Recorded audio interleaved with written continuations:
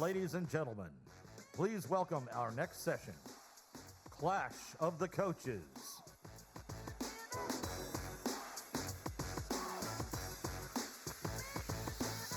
Hey! You know what it is? It's afternoon. It's afternoon and you're here, and you're not a quitter. You're not quitting and leaving early, so I'm proud of it. But listen, we've got to practice for a second. This whole Clash of the Coaches, you're going to decide. You're going to be deciding the winner. So let's practice.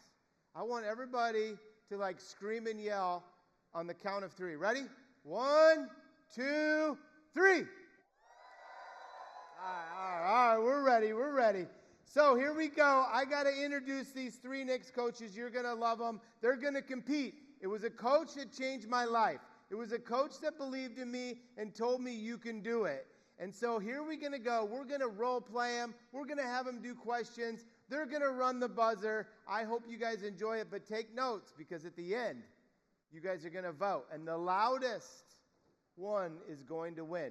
So without further ado, first, 5-time best-selling author, 38-year industrial veteran, and a community leader. We all know her and love her, Christina Beckwith.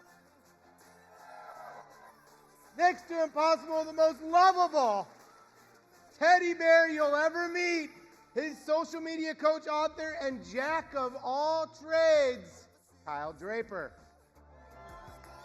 We're out here right now. This is great. Last, the legend within the entire industry, the man who has coached millions to make billions, Dale Vermillion. Woo!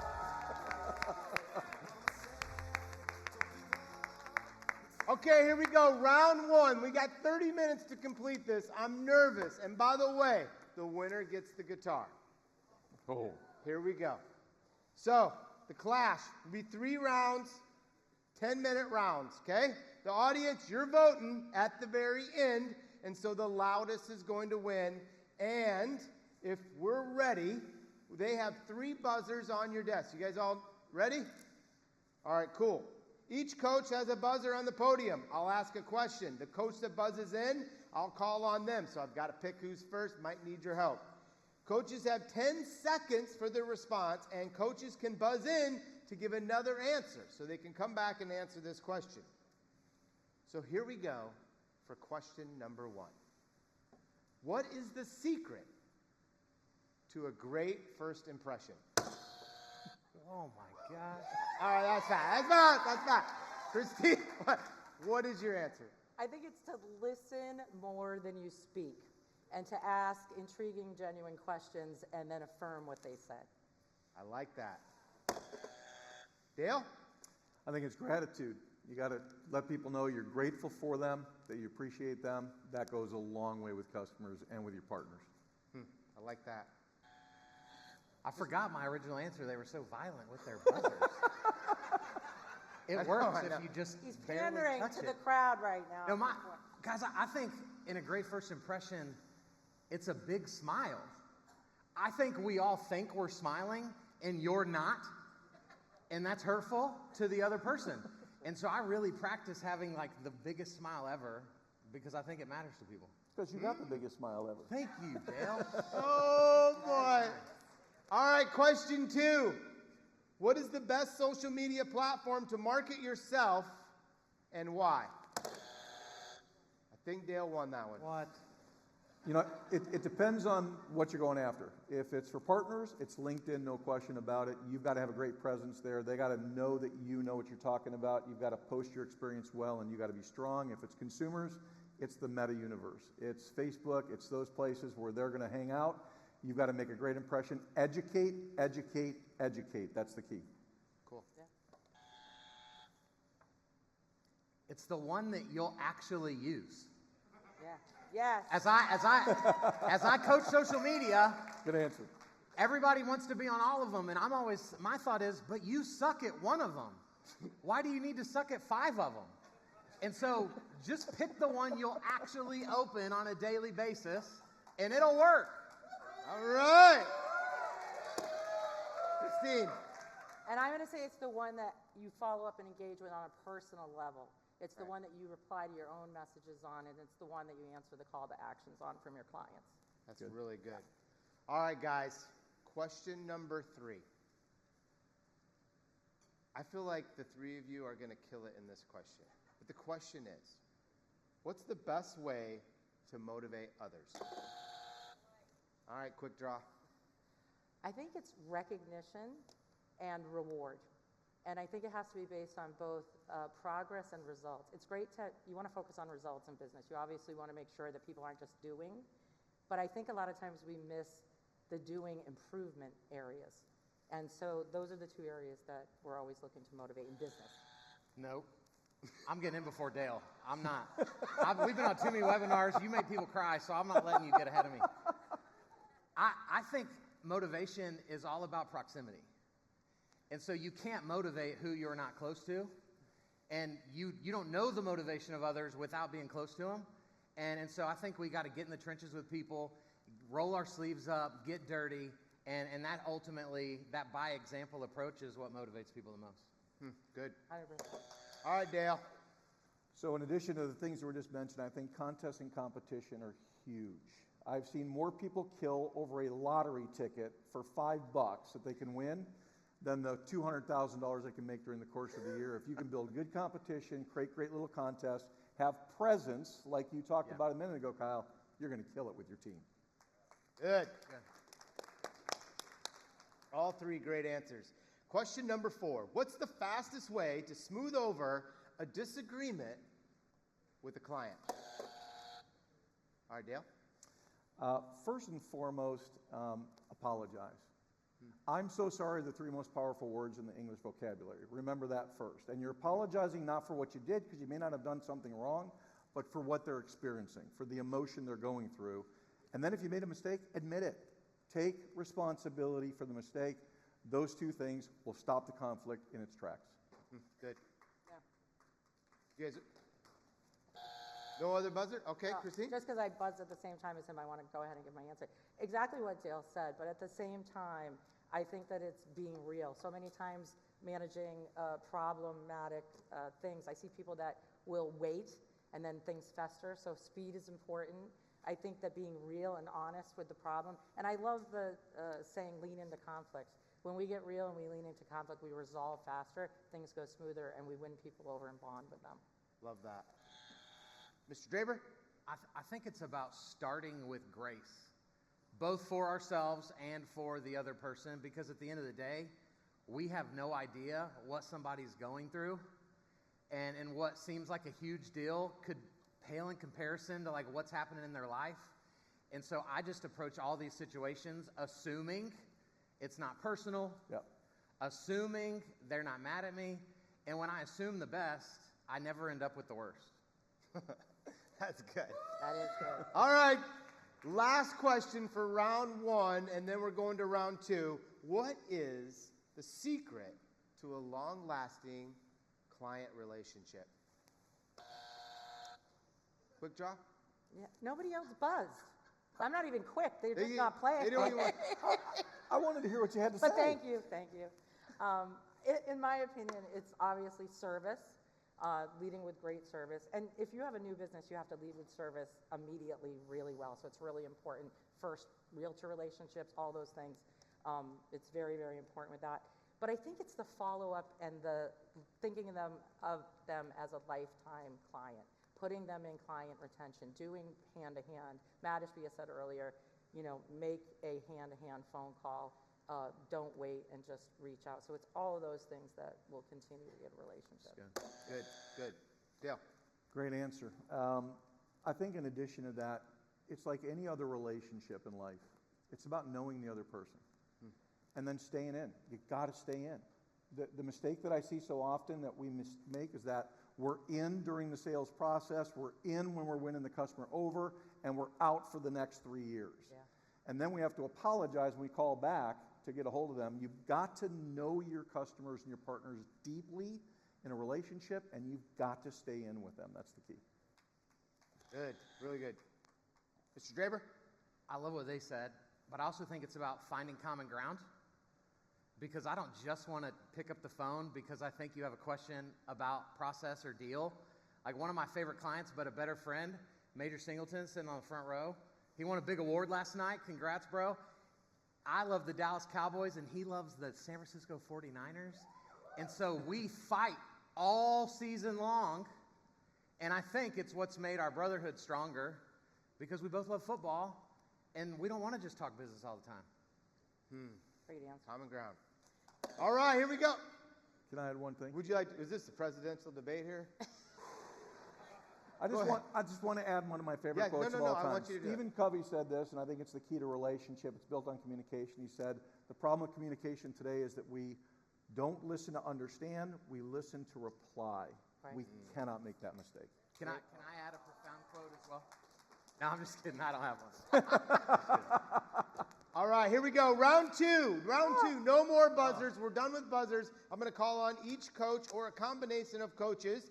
Coaches must perform their prompt to the best of their ability, and coaches have 45 seconds to complete the process. Christine, you are up first. Pretend the audience is a home buyer that you need to discuss your rates with. Show them your value. Great. All right. Hi, everyone. I'm Christine Beckwith, and I'm an executive mortgage broker with X Home Finance. And I'm contacting you today because I can shop for the best possible deal that you are looking for. I know that you probably have a low interest rate right now, but you probably have high debt over the last few years holding on to that. And you probably also need some cash right now. We're in a great position in the market that we're in to give you a complimentary evaluation. And I'm a no obligation, no pressure, and fun person for you to do that with.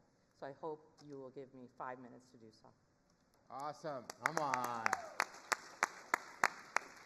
Guys, you can't believe how hard that is to be able to look at all your faces and do that. Okay, number two, Mr. Kyle, you're up. Okay. You're recording a TikTok ad. You're giving us your attention-grabbing intro to keep your audience from stop scrolling. So for those of you that aren't on TikTok, you need this first, right? And so we also have to identify the audience. So I'm going to do this ad as a VA opportunity for veterans. So my opening line would be something like this. Hey, veteran, this one's for you. Did you know that you already paid your down payment with your service? And then I would go, Oh, that's good. Strong. Oh, my God. Strong. I have to give that to you. Like, If you're not stealing that, like I'm telling you, I just put Strong. that in here. very strong. That is good. Strong to quite strong. He's a social media guy. That's I not know, fair. That's not fair. They rigged these questions, I feel. All right, number three. Dale, you're talking to a new agent. What do you say to them to be added to their network? Okay, I have to preface this with two rules that I have to lay down about contacting realtors. Number one, do your research about them before you ever call them. Know things about them. Number two, take a 10-day trial period of connecting with them on social media so that they're seeing likes and all that, because that all plays into the pitch. Yep. So after the 10 days is up, you're going to pick up the phone and say this to them. Mr. and Mrs. Agent, this is Dale Vermillion calling, and you probably have seen my name around on your social media. And the reason I'm calling is because I love the things your company is doing. Checked you guys out. I know you're one of the top realtors in our county. I know you've done a lot of work in the community. Thank you for the charitable work that you've done. And what I'd like to do is really just spend 15 minutes with you to talk more about your business, to help you grow your profits, to provide products that expand your customers, and most importantly, I'm going to help with my database to bring you more buyers and sellers than you've ever seen before. That's the pitch. so good. All right, this question is for all the coaches. We will start off with Dale first. Each coach introduce yourself to the audience to make the most impact to a potential new customer.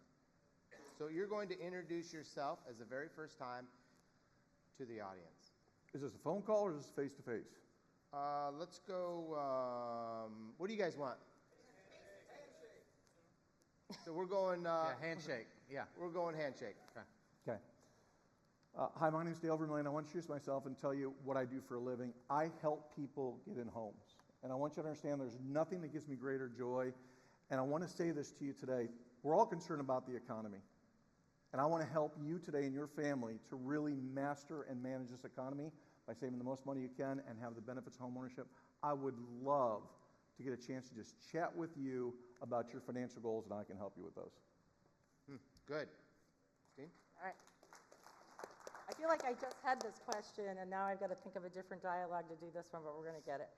Hi, I'm Christine Beckwith, and I'm here to help you get your mortgage done. I'm going to do it as quickly as I can, and I'm going to let you know right now, I'm the hardest worker, and I am the fastest responder. And it doesn't matter when you need me or how you need me, I'm going to be able to call you back, give you the answers with my 38 years experience, and find you the deal that gives you the most value for you and your family that you're looking for, no matter what it is that you need or how we need to get there. So I hope that I can earn your business, and thank you so much. Good. All right, Mr. Draper. Hi, my name is Kyle. I'm a former pastor turned roofer, now video marketing therapist, and I help lenders make money without spending money through their database. That's it. It's good. All right. All three coaches. Each of you is in a cold calling with a potential client, and you're sent to voicemail. Leave your best, most convincing voicemail to get a call back ASAP after I say your name in the beep. Are you guys ready? Kyle. Beep. So I wouldn't leave a voice. Nope. You got to do it. No, you don't get to redo these. Beep. I would send a video All right, I'll let you off if of they that. don't answer. And I would say this, hey, it's Kyle. I was talking to your buddy Jeff the other day, and he was saying how great you are, how awesome you are. I know you're busy and you don't have time for this, but if you ever need what you do, I would just love to be your backup. Because mistakes always happen, opportunities always present themselves, so I'd love to chat with you sometime soon. Cool. Awesome. Thank you. Christine? Hi, this is Christine Beckwith. Wait. My You gotta favorite wait for part the is beep. No! beep. Hi, this is Christine Beckwith, and I'm leaving you a message today. I'm sure you're getting a lot of ads and mail towards you about the lowering rates that are here right now. I'm here to offer you a competitive value proposition analysis on your mortgage. I can do it quickly. I have 38 years experience. I hope that you'll give us a call back, and I will be able to give you this assessment to see if you can save money and get cash at this time. Thank you so much. Awesome. Awesome. Is this an existing customer or past customer? I feel like Is this a It cold just call? says, I didn't write all these, Dale, but if you're going to get technical, It says cold call right there. Potential customer. Potential. Okay. Cold calling a potential client. Ready? Beep. Hi, Mr. Jones. This is Dale Vermillion calling, and the reason I'm calling, I was thinking about you. I want to thank you first for being a customer of ours for so long. And I'm sure just like me, you're probably struggling with this economy today, and I want to show you I can literally save you like I'm doing with dozens of other families, thousands of dollars this year, put cash in your pocket to protect your families, to make sure you're using your equity properly, help you get tax benefits that will literally change your life and get you out of debt quicker. My job is to get you out of debt, not into debt. Please give me a call. I would love to save you a ton of money in this awesome market. Great. Awesome. Dale won that. That was smooth. you won. All right, guys, final round. Round 3. Here we go. I'll call on each coach to answer the same question. Coaches will have 1 minute to give their answers. Here we go. Christine, what is the best way to create impact as a leader? I think it's leading by example. I think it's showing people that you can do the work that you're asking them to do. I think it's staying when it gets hard. I think it's going the extra mile. I think it's making personal sacrifice before you ask them to make sacrifice. I think it's being able to show them that with grit and tenacity and care and love and heart for the business, that we can keep showing up and go the distance. It's good. Yeah. Dale? So I'm going to launch off of what Christine said, because it is leading by example, and I'm going to go to an old saying that I used to use when I managed salespeople. We all heard the old saying, do as I say, not as I do. My saying was, do as I do and not as I say. And what I wanted them to understand, it's about modeling. As leaders, we need to model, and there's two things we need to model all the time, behaviors and beliefs. If you as a leader have the right belief about the market, you believe that you can succeed, you believe in your people beyond their own beliefs, and you show them what they need to do, the actions and activities that are necessary to succeed, you are going to run an incredible, incredible team. That's good. Good. Question number 2, we'll start with you. Oh, Kyle, I forgot you. What the heck, man? I know. I got in a hurry. I looked at that watch. Go ahead. I think it starts with vulnerability. I think when I watch a lot of leadership from afar, it is this like tough persona, you can't shake me, I'm impenetrable. And even if that's true, that's probably not true of your people. And so to teach them that we should have this hard shell, we don't let anybody in, I think is a bad example. And so I can tell you on numerous occasions where I've broke down in tears with my leadership, and to watch them rally around me as the guy feeling the pressure to have all the answers, like they get better when they recognize that I'm very broken and human just like you. And so I think that's a secret weapon for a lot of leaders in this room if you're not being vulnerable. I love it. Love that. Good. Question number 2, Dale, we'll start with you. If you could tell the audience what they need to do to elevate their business today, what's the first thing that you would tell them? I think the first thing is don't focus on price, which is rates, points, and fees.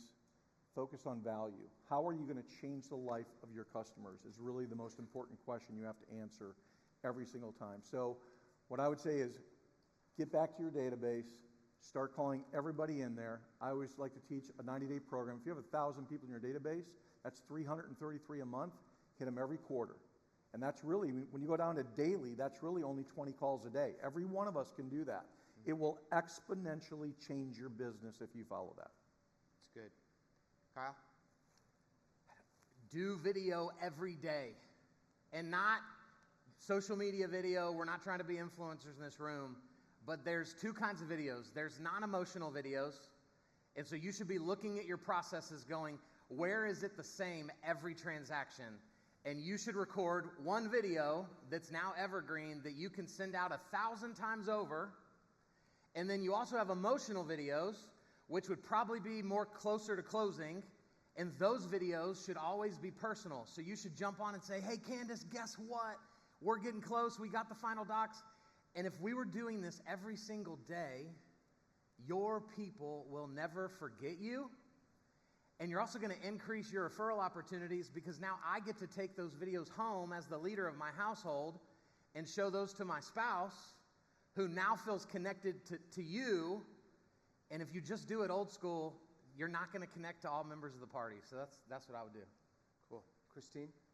I think right now we need to realize we're coming out of a bust market. We're going into a boost market. And if you look back at the last 40 years, the cycles are not going to lie. We need to prepare the ships. The time is coming for us to look for our workflow. We need to understand economics. We can't predict the market. Don't tell them to wait for the jobs release in December, like Matt said today. Get on your phones today, right now, and start making it a contact sport. We got to run our businesses and grow our businesses and be ready for what is coming, because right now we're in a position where we're about to enter a new race. What did we not do well in the last boom that we now, with smaller staffs going into this one, need to prepare for? It's time to work. The time is now. Let's get ready. Awesome. Awesome. Yeehaw. Ooh. Last question. Kyle, what is the secret to long-term success as an entrepreneur? I think it starts with humility. My life verse is Philippians 2:3, which says, treat others as better than yourself. And as long as I've failed in companies and found some success in companies, even the failures had a lot of great moments because of the way I treated people. And some of those people from those failed moments have carried over into the successful ones.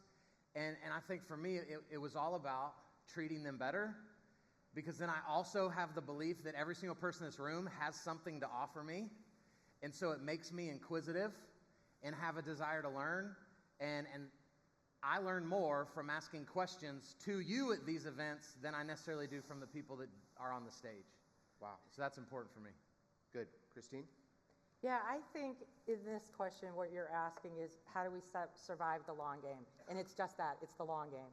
I have said that going the extra mile is where the true success breaks. You're going to notice as you work through these times in our business, people are going to trail off, they're going to quit. Look around the room. Look at how we've downsized in the last 3 years. We've lost hundreds of thousands of loan originators. So you guys are still here. You're playing the long game. It's a hard game to play. I'm still here 38 years in. This is hard today to do. This is not my format, but I'm up here because I want to lead by example. But it is the long game. It is showing up, continuing to show up, continuing to stay when others leave, keeping the light on. So keep keeping the light on. Keep playing the long game. That's how you're going to succeed. Don't quit. Show up. Cool. Awesome. And Dale? So 3 things. First off, you have to have a teachable spirit. You've got to be willing to learn all the time. You need a mentor. If you don't have mentors in your life, you need to have those, because there are people who've walked before you in this industry who've seen it all, and they can help you to be better in everything you do. So I think that's number 1. I think number 2 is you've got to do what I call pivot. You've got to learn how to pivot. What is pivoting? It's moving from obstacle to opportunity in everything that happens. Bad things happen all the time. We can't control that. It's how we respond and react to those things that makes all the difference. So if you can learn to pivot and say, okay, that problem's over, how do we solve it? You're much better. And then finally, vision. You have to have vision as a leader. The book of Proverbs says that people perish where there's no vision. We have to have a vision to cast for our people where they see where we're going and they want to follow us. You do that, and you're going to be a great entrepreneur. Wow. Awesome. You guys, this is hard. Did they do good? All right, so I'm going to take the pressure off of myself. They didn't put this in my cards. So, hey, Todd Fitter, Lamont, Joseph, come up here. You guys are picking the winners. Oh, no. You are the panel. Come on up. I forgot to pay Todd. All right. So you guys are, what? We're all friends. You ain't going to make no enemies. You're fine. Come on over here, Joseph.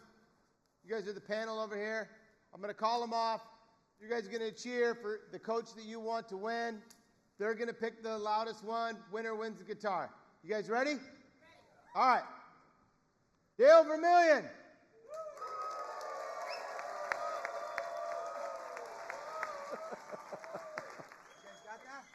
All right, cool. Christina Beckwith. There you go. Hey.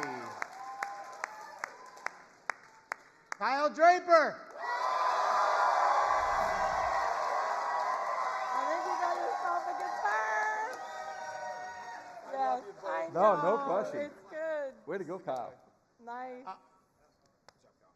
Listen, I hope you enjoyed this. I can't wait to do this next year, but Mr. Draper, it is our honor. Judges, thank you. To hand over Thank you. the classes of the coaches. Thank you, everybody.